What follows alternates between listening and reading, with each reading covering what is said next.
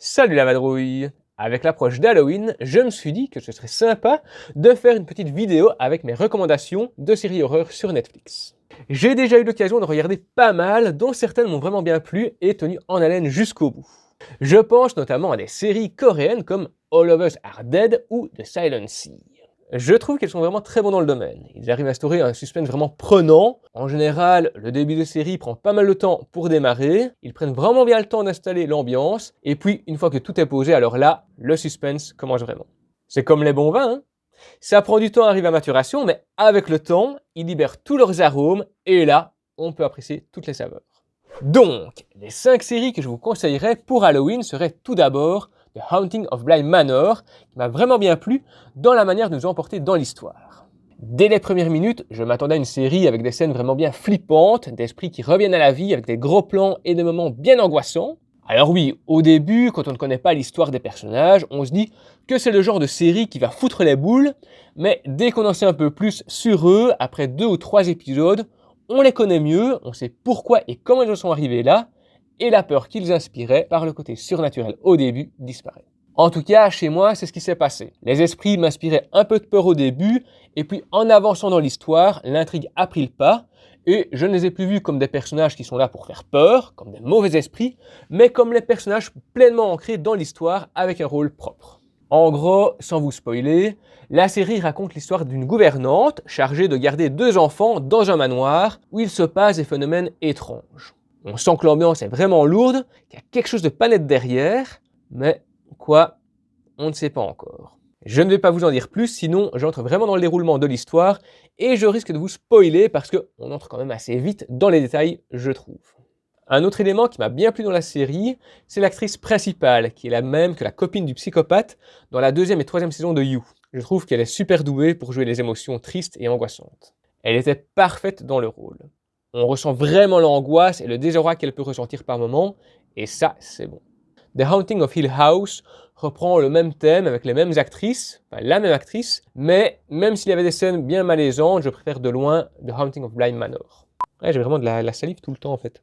La 2e série que je vous conseille est Ratchet, qui relate l'histoire d'une infirmière qui décide d'aller travailler dans un hôpital psychiatrique. Ça se passe fin des années 40, après la Seconde Guerre mondiale, et les pratiques sont, comment dire, bien borderline.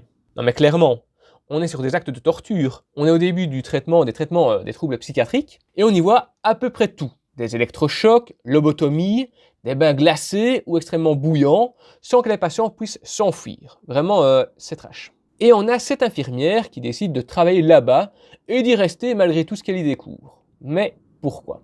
Eh bien, on comprend assez vite que ça doit avoir un lien avec l'assassinat du groupe de prêtres et l'assassin qui a été interné dans les sous-sols de l'hôpital. Et puis, je vous allez découvrir la suite par vous-même. Encore une fois, j'ai pas envie de vous spoiler. Ici, ce qui m'a plu, ce sont les décors typiques des années 40-50, avec les tenues, les coiffures et les manières typiques de ces années. Avec en plus ce côté lugubre, faussement bienveillant de l'hôpital. Et puis, l'intrigue est vraiment bonne. On est assez vite pris dans l'histoire et les décors, vraiment, je vous les recommande. Je vous l'ai donné en exemple dans le type de série coréenne que j'aime bien. All of Us Are Dead, c'est la 3e que je vous recommande. L'histoire nous plonge dans un lycée où un virus transforme les étudiants en zombies. C'est très classique, mais la manière dont tout le scénario est posé au fur et à mesure des épisodes nous permet vraiment d'accrocher. Ils sont une dizaine d'étudiants, tout au plus, il y a plusieurs groupes avec des intrigues croisées, ils sont seuls sur le campus qui est ravagé par les zombies. Parallèlement à ça, la ville a été fermée par les autorités et les soldats qui sont entrés dans la zone contaminée ont le feu vert pour tirer sur tout ce qui bouge, zombies ou non. Donc, soit ils risquent de se faire bouffer par les zombies, soit de se faire buter par l'armée. Je ne sais pas ce qui est le mieux. Ils vont donc essayer de trouver de l'aide en essayant d'envoyer des messages d'alerte, mais sans succès.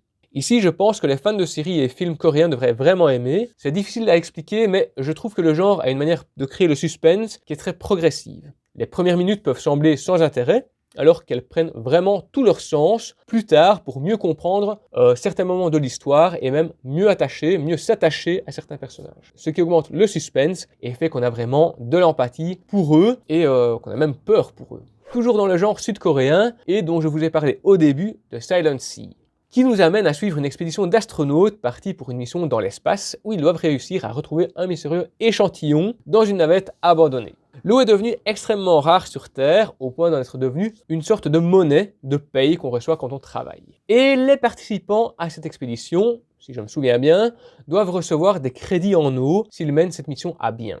Progressivement, en avançant dans l'histoire, on comprend que le mystérieux échantillon extraterrestre pourrait bien résoudre le problème de manque d'eau sur Terre. Mais à quel prix? Parce que justement, la méthode utilisée par l'échantillon extraterrestre n'est vraiment pas compatible avec le genre humain. Je m'arrête là, je ne vous en dis pas plus. Ce qui m'a bien plu dans cette série, c'est la sensation oppressante qu'on peut ressentir dans le vide de l'espace. Je trouve que lorsqu'on réussit à se mettre à la place des personnages, qu'on arrive à ressentir la profondeur de l'espace, l'étendue du vide autour d'eux, et ce qu'il pourrait arriver s'ils venaient à partir à la dérive, on ressent pleinement ce qu'ils doivent vivre. M'imaginer seul dans l'espace, dans ma combinaison, à la dérive, dans un silence constant, franchement, avec le vide autour de moi, c'est hyper angoissant. Puis l'échantillon qu'ils cherchent, qui leur cause de plus en plus de problèmes, qui crée une psychose chez les astronautes. Après, je ressens les émotions cherchées dans les séries du genre, mais j'ai quand même assez de recul pour juste les ressentir. Pas non plus les vivre au premier degré, ce qui peut être le cas chez d'autres personnes. Ces deux séries-là, je les ai regardées en anglais, je trouve que c'est plus agréable qu'en français. La version originale est en coréen, mais je ne parle pas le coréen, donc voilà. La dernière série que je vous conseille date un peu, mais je trouve qu'elle est vraiment bien. C'est Santa Clarita Diet, que j'ai recommencé il y a quelques jours. Ici, on n'est plus du tout dans l'horreur, mais plutôt dans l'horreur comique. Ça raconte l'histoire d'un couple d'agents immobiliers avec une ado, dont la mère se transforme en zombie, mais pas le genre de zombie bien dégueulasse, qui crie « cerveau » avec 2 de QI, mais plutôt le style toujours bien frais quand elle mange à sa faim.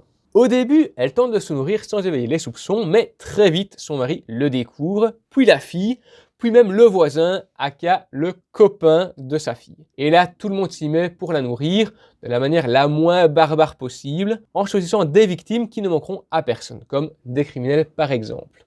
Et en même temps, en essayant de comprendre ce qu'il s'est passé, ce qui l'a transformé. Certains s'en rendent compte, comprennent ce qu'il s'est passé, et il faut gérer ça en plus du reste. Franchement, elle m'a bien plu. Elle est fun, ça permet de varier un peu le genre, surtout la tête qui parle, ceux qui l'ont vu comprendront.